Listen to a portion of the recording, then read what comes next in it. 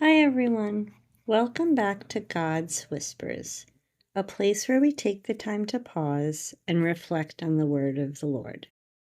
Today I'm going to be continuing with Thessalonians from chapter 2, verses 9 through 13. And Paul continues to remind the believers of his hard work, integrity, and deep love for them. Let's listen. You recall, brothers and sisters, our toil and drudgery, working night and day in order not to burden any of you. We proclaim to you the gospel of God.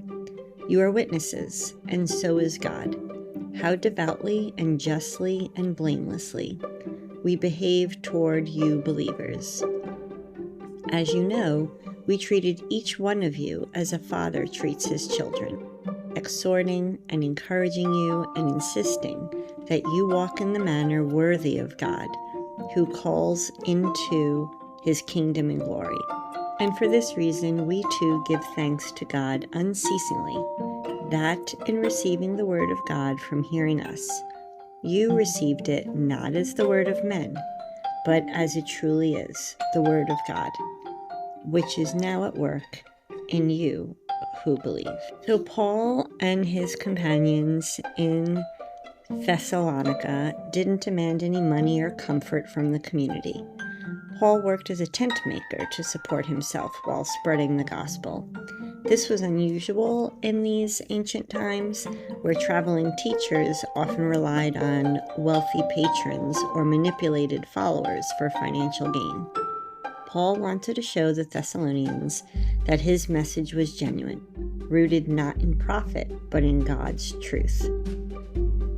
In verse 12, when Paul encourages them to live lives worthy of God, the early Christians stood firm in a city filled with idols, social pressure, and even persecution.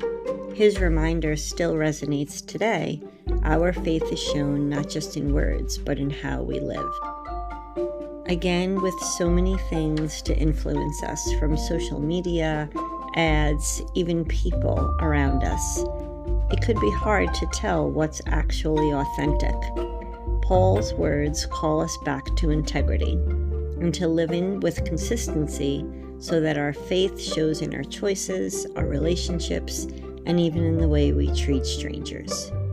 So some journal prompts for this passage would be: where in my life am I tempted to live for appearances instead of integrity?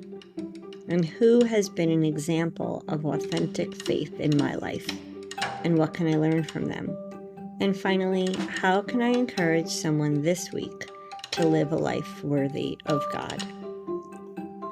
Paul's example is a challenge for us. Let our faith not only be spoken, but lived. I hope this message encouraged you, and if you feel like a friend might use this encouragement, please feel free to pass it along. And don't forget to subscribe so you can continue to hear God's whispers.